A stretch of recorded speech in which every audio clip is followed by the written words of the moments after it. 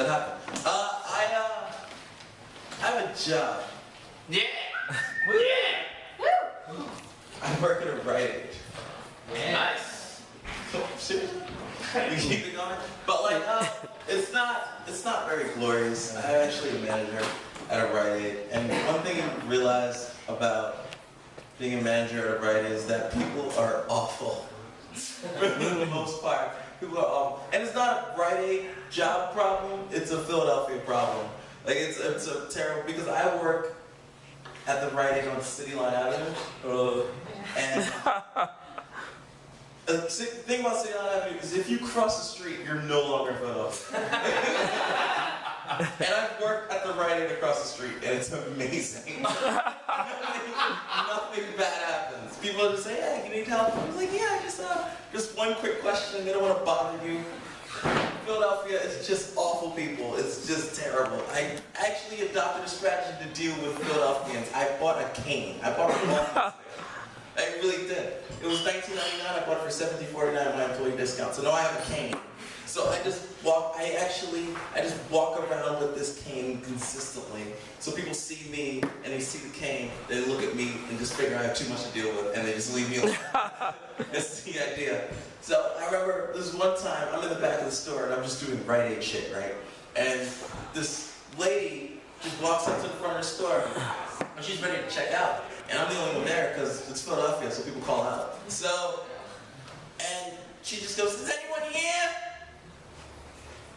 And I don't respond because fuck her. So she yells again, "Is anyone here?" And I was like, "Yeah, I'll be right there." She goes again, "Is anyone here?" I was like, "Okay, cane time." So I bring the cane out because she's awful. So I limp up to the front of the store and she sees me and she sees the cane and then she looks back at me and she does not break eye contact with me. Not at all. She's awful. So I figured, okay, I'm gonna really mess with this girl. There's a piece of paper that I should have picked up a long time ago. I didn't, so I put the cane right on the piece of paper. I slip, I fall right on my ass. On purpose. She never breaks eye contact with me. Because she's an awful person. She's terrible. And I realized why she was an awful person 5 seconds later. She was wearing a shirt that said pro-life. She's terrible. So I got up by myself and I limped to the front of the register, and she was carrying this rolled up placard, and I was like, "Where are you coming from?" She was like, "I'm coming from an anti-abortion rally." I was like, "Oh, when's the next one?" And I realized I should have said that because pro-life people have no sense of humor. And she was like, "You really want to go?" I was like, no, I am pro-choice. I am incredibly pro-choice. I am so pro-choice that a lady came in here 2 hours ago, brought a pregnancy test and a pack of cigarettes, and I high-fived her. Kill that shit. Please. And she was like, "Oh, you don't believe in the sanctity of life?" I was like, "No, I believe in the sanctity of good life." If a couple's ready to have a baby, they should have a baby. If they're not, baby deserves to die. That's all I'm saying. That's all. And she was like, "Ew, you're a murderer." I was like, "I'm not. I'm not a murderer." It's like, "No, you're a murderer." It's like, "You can't just call me a murderer." She said, "No, you're a murderer." I was like, "I'm not a murderer. I just started my car this morning. I'm not a mechanic." Yeah, and she left. I don't know. But, you know what, since you guys are here, I'm going to ask you guys a question. I'm going to ask you a question. How long have you guys been going out? A couple months? Weeks. Weeks? Days. Oh, she's not going out. But imagine, like, if she came up to you, I'm just going to assume that she's perfect for you. She's the one for you, all right? Like, so she came up to you, and she just came up with her boobs, and she's amazing.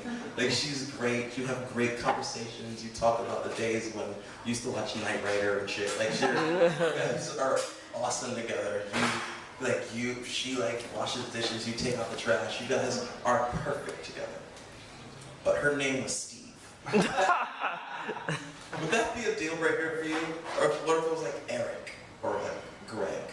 If it was spelled weird, maybe. That's the second best response I've ever gotten for that. Like, I think I would have an issue with that because I have this thing called friends. And they all look like Satoya, basically. And my friends are the kind of people that go, I just got tickets to this Jadakiss and Noriega concert. I'm trying to go? And I'll be like, can't. Because I gotta go roller skating with Jamal, so I can't. So the best response I ever got to that was, I just have to say this, I said, but her name is Steve, and she was like, would that be an issue? And she was like, well, this lady, and she was wearing like a sequin shirt. So I knew this was going to be a very terrible thing that she was going to say. And she said, well, only if Steve is your brother's name.